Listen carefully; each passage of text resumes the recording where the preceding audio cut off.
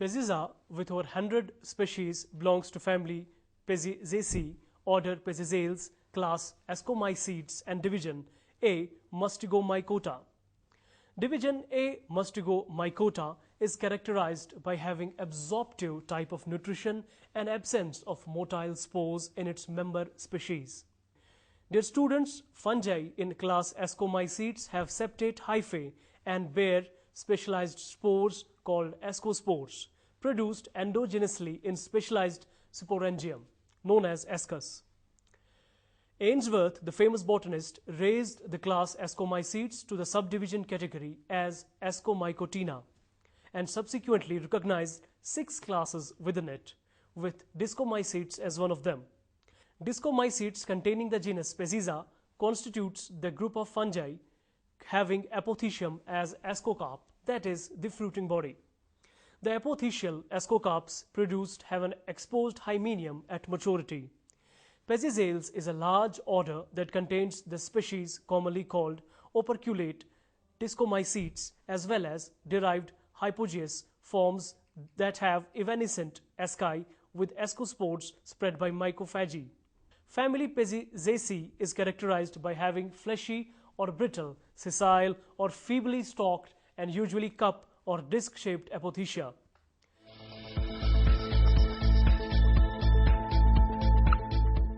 Peziza is the largest genus in the order Pezizales.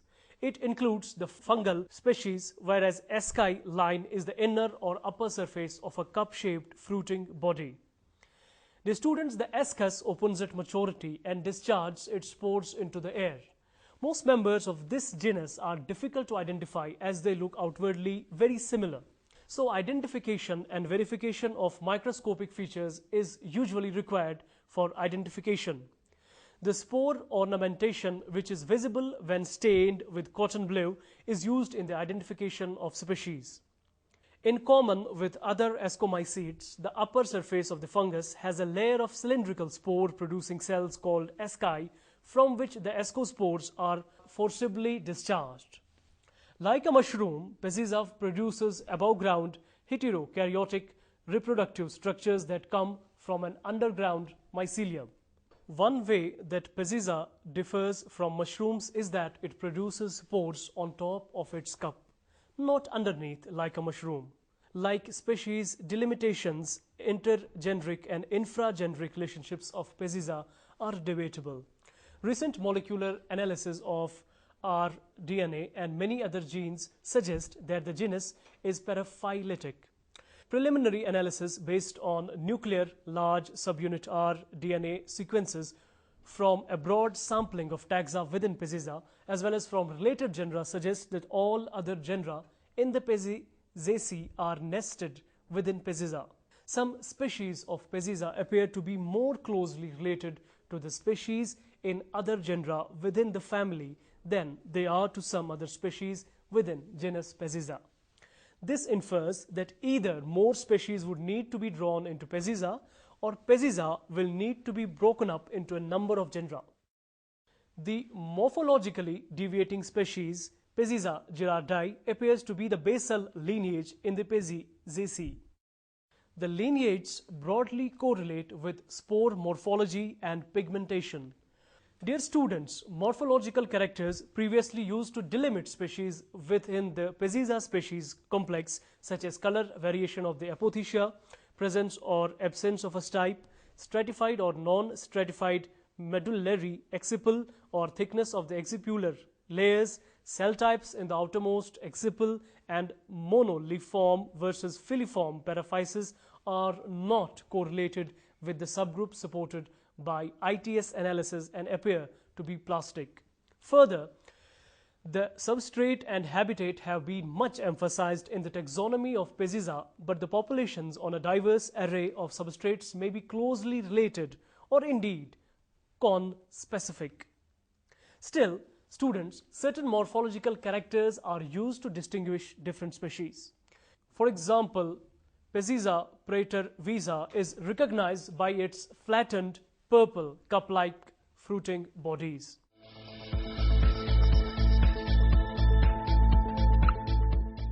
Dear students, a combination of characters makes Pezziza vesiculosa relatively easy to identify. Most obvious is its preference for fruiting in clusters on horse dung or decayed straw. Pezziza vesiculosa is additionally distinguished by an urn-shaped cup with a margin incurved even at maturity, and a wrinkled yellowish-brown hymeneal inner surface and a pale outer surface with minute pustules. Fruiting body in Pezziza vesiculosa is 2 to 5 centimeters broad, sessile, often contorted when clustered. Margin is incurved, remaining so with age, at times erodes or cracks with age. The hymenium or the inner surface is light brown, pale yellow-brown to medium brown in color, frequently convoluted or wrinkled. The outer surface of hymenium is granulose to furraceous, sometimes indistinctly so when weathered, tan, pale buff to nearly white. Pezziza domiciliana is a brownish cup fungus, while as Pezziza cerea is a yellow-gray to beige fungus internally less than 5 centimeters across with a granular or brittle flesh. The spores in Pezziza cerea are smooth or elliptical, white-colored or creamy or yellowish. The cup exterior is white in color. Its upper surface at maturity is usually somewhat wrinkled near the center, a whitish and minutely fuzzy undersurface, round, cup-like shape when young, and a flattened, irregular shape when mature. Pezziza repanda can be identified by its growth on rotten wood or wood chips. Its brown upper surface at maturity that is usually somewhat wrinkled near the center, a whitish and minutely fuzzy undersurface, a round, cup-like shape when young, and a flattened, irregular shape when mature. Elliptical spores that lack oil droplets. Pezziza depressa has a fruiting body about 20 to 40 millimeters, irregularly cup to saucer shaped. The fruiting body has short stipe and its inner surface is smooth, purple to chestnut brown. The outer surface is almost smooth, brighter than the inner surface. The fruiting body exuding a watery juice when cut. Pezziza domiciliana is a brownish cup fungus. It is often found to grow through cracks in concrete. It is also found in sandstone and in crumbling building remains, as well as in carpets, plasters, shower stalls, and so on. It is not only the species that could conceivably grow in such settings, but it is the species that is usually found indoors or in concrete. Also, dear students, the closely related Pezziza praetervisa is also violet colored and prefers growing on burned ground. In general, Pezziza praetervisa is more purple rather than violet colored, like Pezziza violacea. However, fruiting body color can vary depending on humidity and other factors, so they are more reliably distinguished microscopically. Pezziza praetervisa has a rough, not so smooth spores with two polar oil drops. Fruiting bodies in Pezziza praetervisa resemble flattened cups with a diameter of up to 3 centimeters. The inner spore-bearing surface, the hymenium, is purple-brown but lightens to brown with age. Also, one important thing that you have to remember is that the exterior surface is pale purple and scurfy. This species is sessile and does not have a stipe. The flesh is thin and mauve colored. Spores in Pezziza praetervisa are elliptical, hyaline, with small fine warts on the surface and have dimensions of 12 to 14 by 7 to 8 micrometers. They are bigutulate, containing 2 oil drops at either end of the spores. Dear friends, the asci are 250 to 300 by 10 to 12 micrometers. Pezziza bedioconfusa has cups of 3 to 10 centimeters across, deeply cup-shaped, becoming irregular. Inner surface is dull reddish brown. The outer surface is similar but roughened or unpolished. There is no stipe in this species. The asci are about 140 by 12 micrometer in size. The spores are ellipsoid, finely watered, containing 2 oil drops of 17 to 21 by 8 to 10 micrometer size.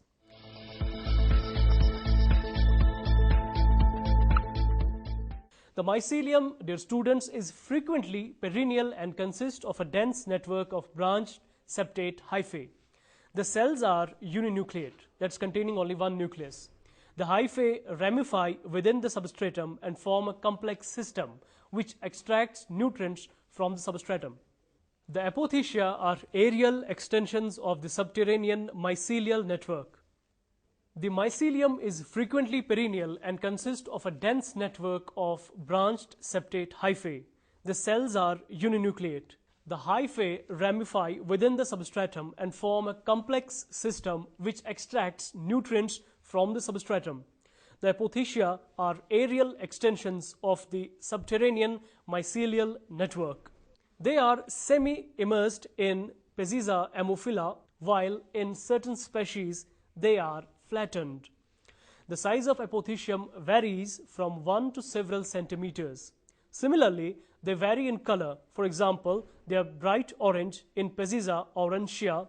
The exposed hymenium, which lines the interior of the apothecium, consists of elongated asci and paraphyses. The primary wall in ascospores is devoid of chitin and is composed of alpha-1,3 glucons. Barium permanganate treatment does not indicate appreciable amounts of protein and lipids in it. Ultrastructural data confirm light microscopic studies that show an expansion of the investing membrane within which further wall deposition occurs. One more important thing to remember is that the coalescing of cytoplasmic vesicles with the investing membrane creates a large vacuole, the perisporic sac, around the spore. Simultaneous with the formation of the perisporic sac, osmiophilic lumps are deposited on the primary spore wall. Dear students, the osmiophilic lumps increase, coalesce and form the initial epispore. The epispore consists of zones of bands of varying electron opacity whose staining properties indicate complex carbohydrates. Dear students, the further deposition of material from the perisporic area results in the formation of spore ornaments made up of fibrillar strands. The staining reactions indicate that spore ornaments consist of a matrix of lipids, proteins, glycoproteins, and chitin. One more important thing to remember is that the ascospores are released from the apothecium generally in the moist environmental conditions. On germination, the ascospores give rise to a germ tube which develops into a niv mycelium.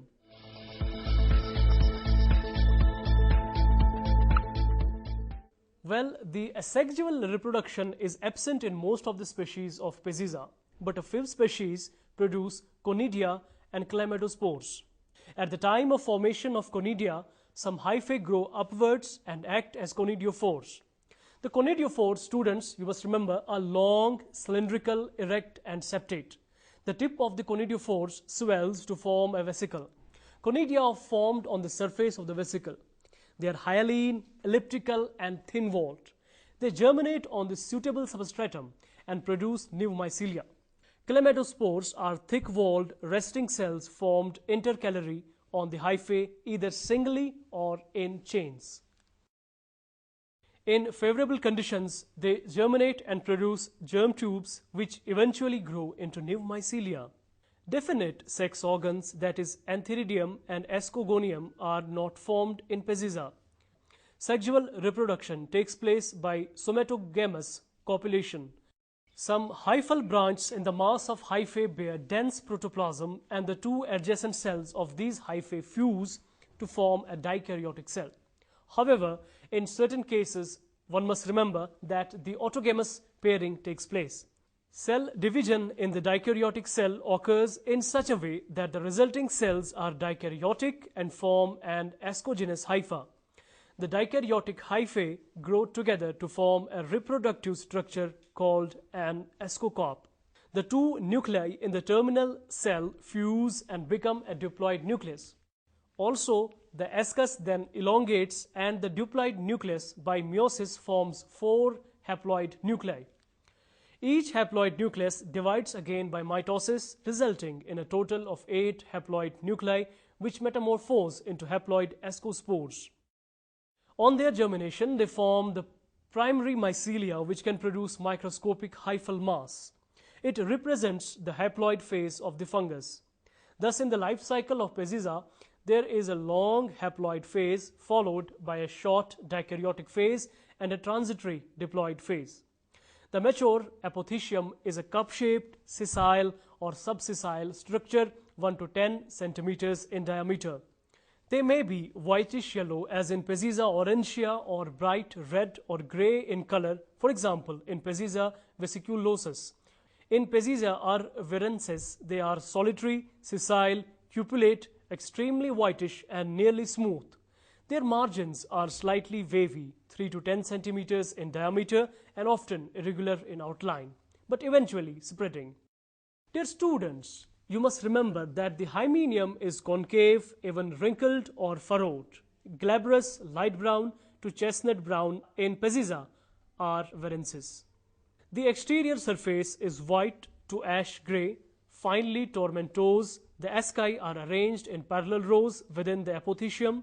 In apothecia receiving light from above, the asci at the base of the cup are straight, while those on the sides are curved towards the light.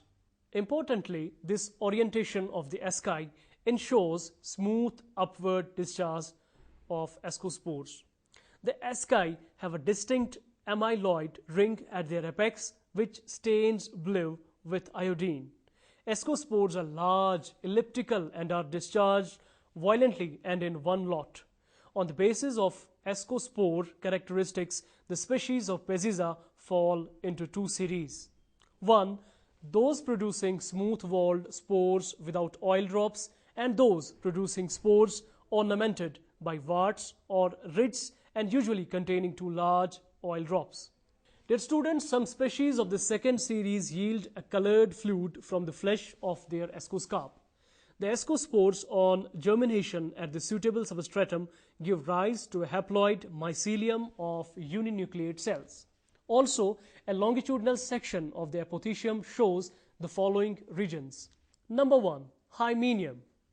It is the innermost region of the apothecium and contains asci, ascospores, and paraphyses. Paraphyses are sterile cells often with swollen tips and are at high turgor pressure and are placed at right angle to the surface of the apothecium.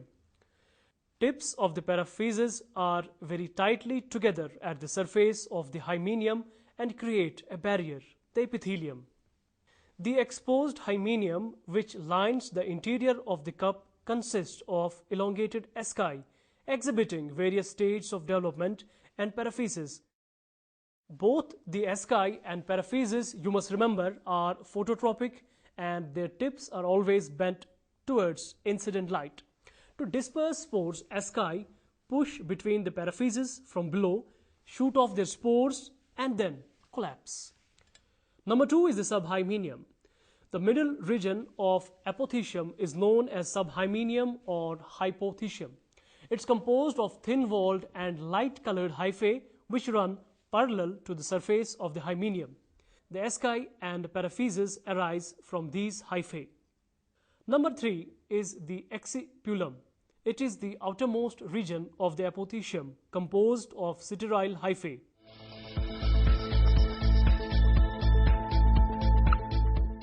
In general, the species of Peziza are with no apparent use and there is no concrete evidence about their edibility. However, the species found growing on soil have a tendency to increase soil fertility. The species growing on wood logs lead to deterioration of quality of timber. The species growing indoors are potential pollutants. A unique hemaggulating lectin has been isolated from Peziza arverensis. This lectin determined to be a single chain protein and is of biotechnological importance.